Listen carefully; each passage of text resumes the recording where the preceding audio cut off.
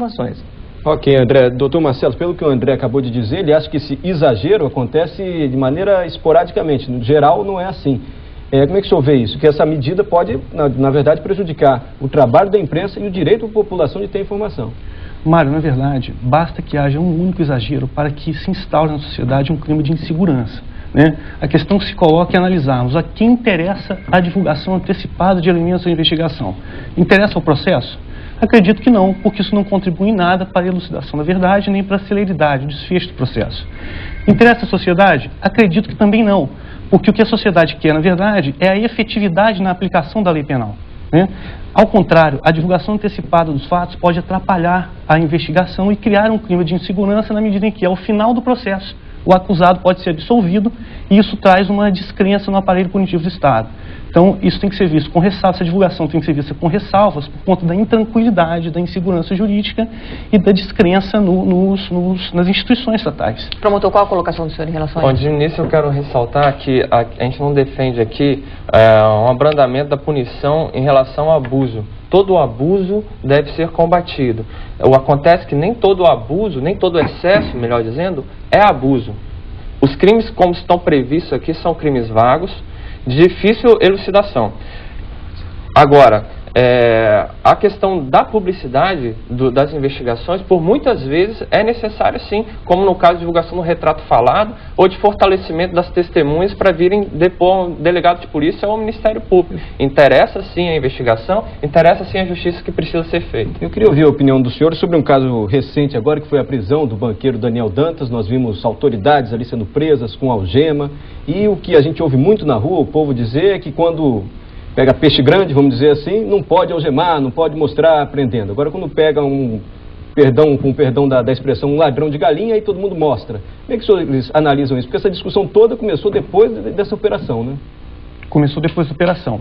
Na verdade, foi a divulgação antecipada de elementos de investigação, as gravações telefônicas, de imagens feitas com autorização da justiça, portanto legais, essa divulgação que trouxe essa intranquilidade, na medida em que a sociedade não entende que a liberdade é a regra. A liberdade deve ser vista sempre como regra, nunca como exceção. No caso do banqueiro Daniel Dantas, o fato ganhou especial repercussão por ser uma pessoa influente na sociedade e por ser um crime de natureza financeira.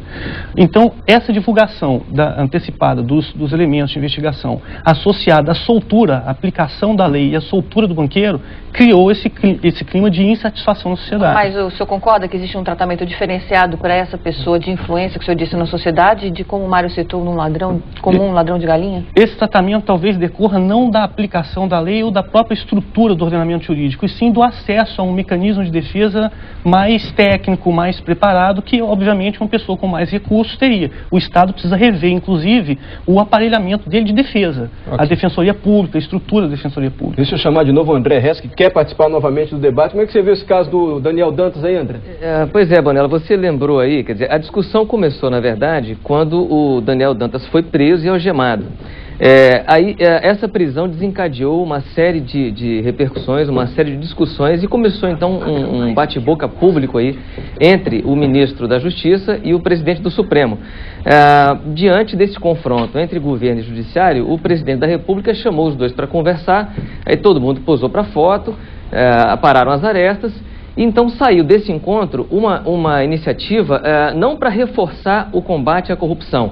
Aí o foco passou a ser não o combate à corrupção, mas sim eventuais abusos cometidos pela Polícia Federal ou pelo Ministério Público.